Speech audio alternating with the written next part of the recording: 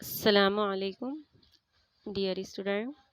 آپ نے کہا تھا میم خود نوشت کے بارے میں بتا دیجیے گا. تو دیکھیے ہم خود نوشت سوانح نگاری کے فن کے اوپر آپ کی یہ ویڈیو بنائی ہے. آپ دیکھیے کسی شخص کی خود نوشت کسے کہتے ہیں؟ جسے آپ آٹو بایوگرافی کہتے ہیں اسے خود نوشت کہا جاتا ہے.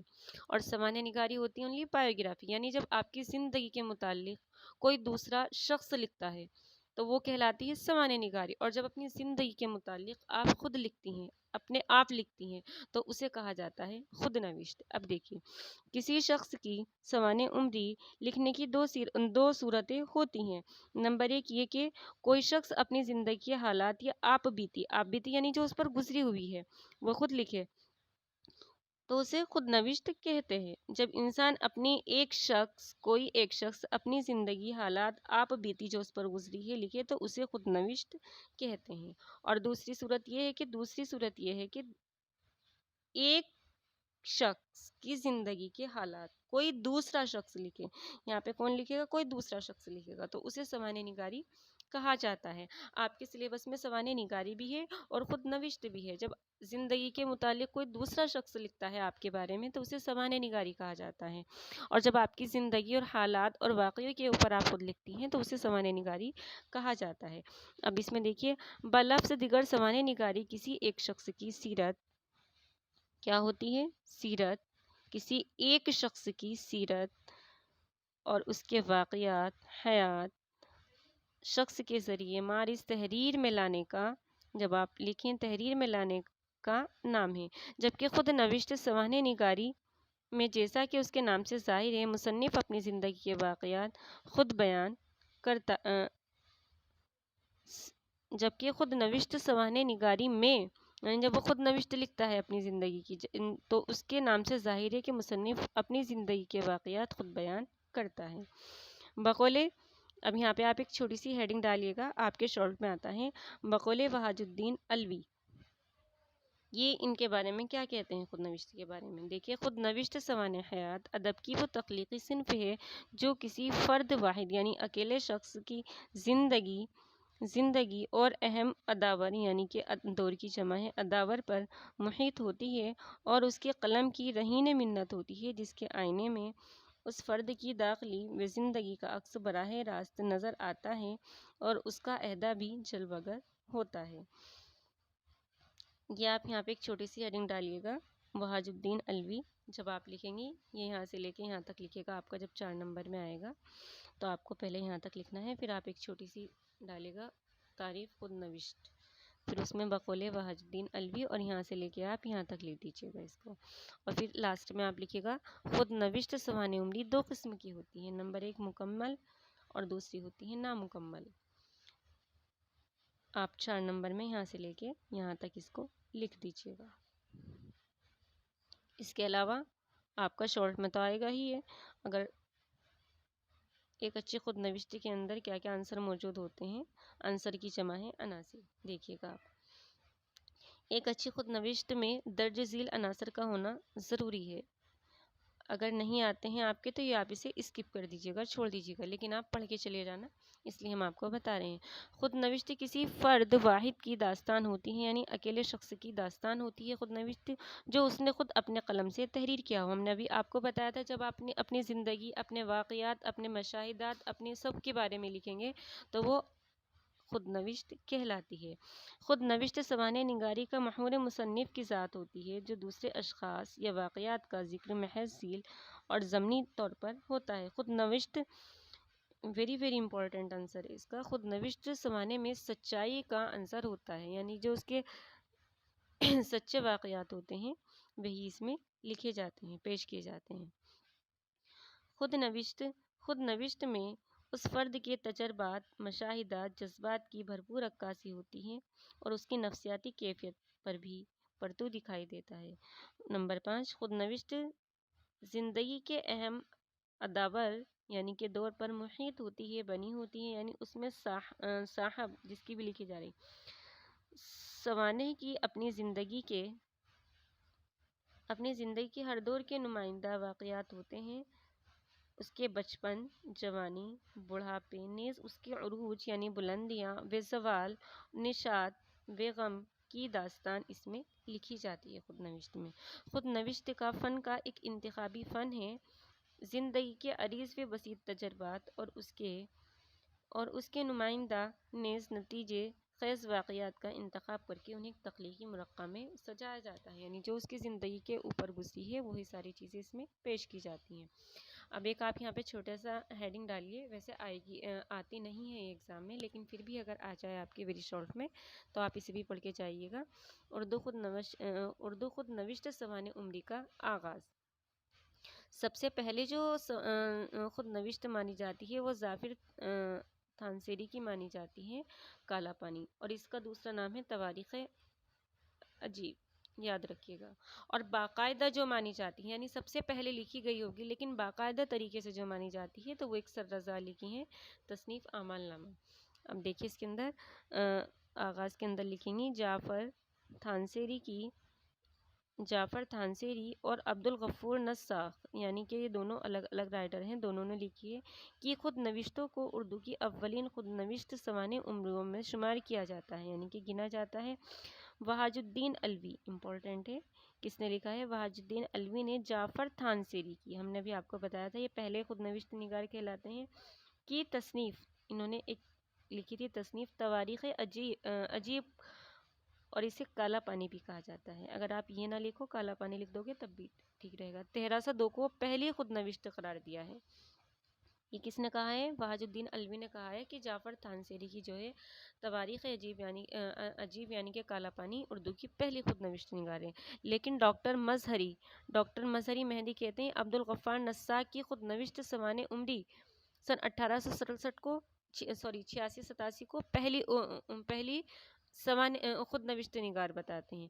اور معین الدین عقیل جو ہیں شہر بانو قدوسیہ کی خود نوشت، یہ ان کی ہے خود نوشت بیتی کہانی سن 1885 میں لکھی تھی، اس کو پہلی خود نوشت بتاتے ہیں۔ لیکن جو باقاعدہ، آپ دیکھیے گا باقاعدہ، یہ سب اپنی اپنی بتاتے ہیں، لیکن جو باقاعدہ طریقے سے خود نوشت کے اصول اور اس کے مطابق لکھی جانے والی خود نوشت ہے وہ ہے سر رضا علی کی تصنیف اعمال نامہ، آپ اسے یاد رکھیے گا۔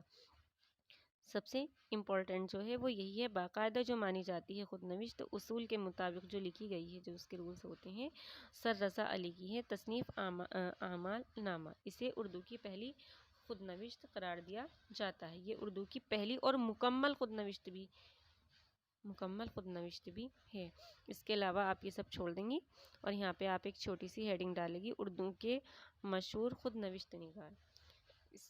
اس میں کم سے کم آپ کو 10 رائٹرز کے 5 کے تو پکا یاد کرنے ہی ہیں۔ اس میں آپ ایک جعفر تھانسیری کو لے لینا، شہر بانو قدوسیہ کو لے لینا، سر رضا علی کو لے لینا، باقی یہ سب چھوڑ دینا۔ اس کے علاوہ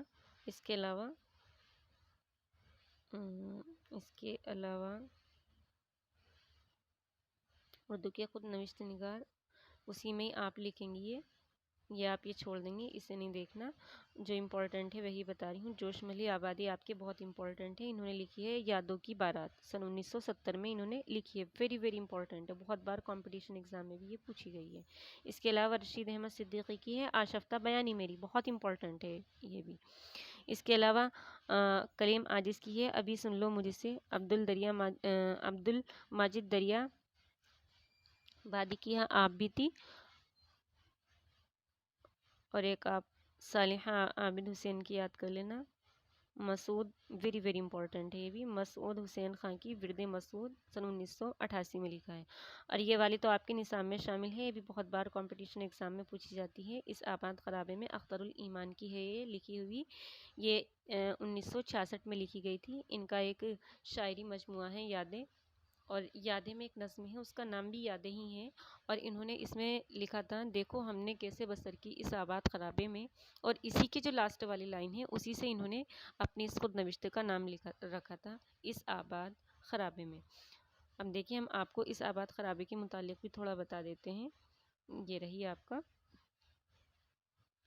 اختر الایمان کی داخل نصاب میں خود نوشت، آپ کی جو نصاب میں ہے وہ یہ والی ہے۔ اس آباد خرابے میں پہلے تو آپ کو یہ پتہ ہونا چاہیے کہ اس آباد خرابے میں کس کی خود نوشت ہے، اختر ایمان کی ہے۔ اختر الایمان کہاں کے تھے؟ بجنور کے تھے، نجیب آباد ضلع میں پیدا ہوئے تھے۔ کب پیدا ہوئے تھے؟ سن 1915 کے اندر پیدا ہوئے تھے۔ اور انتقال کب ہوا تھا ان کا؟ سن 1996 میں ان کا انتقال ہوا تھا، دھیان رکھیے گا آپ۔ انتقال کب ہوا تھا؟ سن 1996 میں۔ اور پیدائش کب ہوئی تھی ان کی؟ سن 1915 میں، نجیب آباد ضلع بجنور میں ہوئی تھی۔ اس کے علاوہ آپ دیکھیے اس آباد خرابے میں اختر الایمان کی خود نوشت سوانح حیات ہے۔ کیا ہے ان کی؟ خود نوشت سوانح حیات ہے، جو محمود و ایاز کے رسالہ سوغات میں قسط وار شائع ہوتی تھی۔ یعنی محمود ایاز کا ایک رسالہ تھا سوغات، اس میں ان کی خود نوشت قسط وار یعنی قسط سے شائع ہوئی تھی۔ اور یہ رسالہ جو تھا یہ سال میں 2 بار صرف چھپتا تھا۔ اختر الایمان اس آباد خرابے میں، یعنی ان کی خود نوشت اختر الایمان کی، کہ ابواب رسالہ سوغات کے مدیر محمد ایاز کے تقاضے پر لکھتے تھے۔ یعنی کہ جب وہ ان کو تقاضا کرتے تھے لکھنے کے لیے تب لکھا کرتے تھے۔ اس کے علاوہ اختر الایمان کی اس خود نوشت کو پہلی بار ان کی وفات کے بعد سن 1996 میں شائع کیا گیا۔ کب ہوئی تھی ان کی وفات بھی؟ سن 1996 میں، ہم نے ابھی آپ کو بتایا تھا۔ اور یہ بھی کب شائع ہوئی؟ سن 1996 میں، یعنی ان کی وفات کے بعد شائع ہوئی تھی یہ بھی۔ اس آباد خرابے میں 15 ابواب ہیں، یعنی کہ 15 حصے ہیں، 15 باب ہیں، اور اختر الایمان کے لکھے ہوئے ایک ناقص دیباچے، ناقص یعنی کہ پورا نہیں ہے، اس میں کچھ نقص ہے۔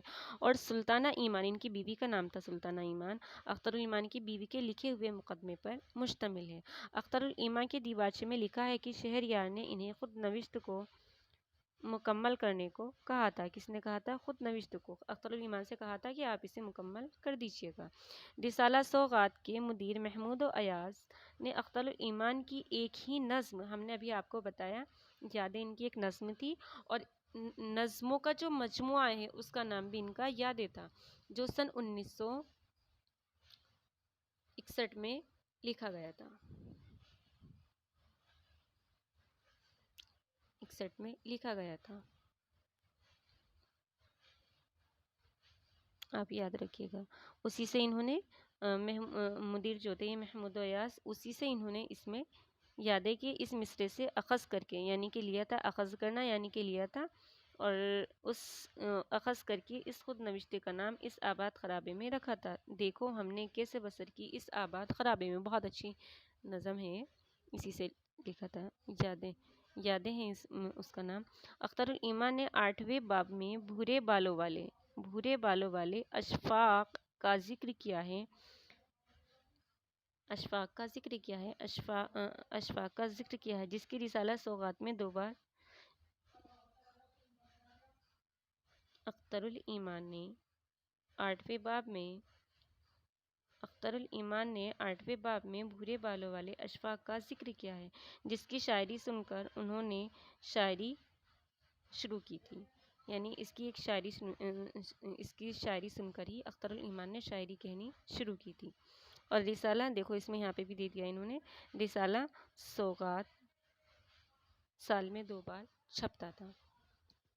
یہ آپ کا مکمل ہو گیا، آپ اسے اچھے سے پڑھ کے جانا۔ آج آپ کا پیپر ہے، اس کے لیے بہت زیادہ امپورٹنٹ ہے۔ اگر آپ یاد بھی نہ کر سکو کچھ چیزیں جو ہم نے بتائی ہیں، وہ اچھے سے آپ پڑھ کے جانا۔ اور آپ سبھی کو آج کے ایگزام کے لیے بیسٹ آف لک، اور ویڈیو کو پسند آئے لائک کرنا، اور چینل کو سبسکرائب کرنا۔ شکریہ۔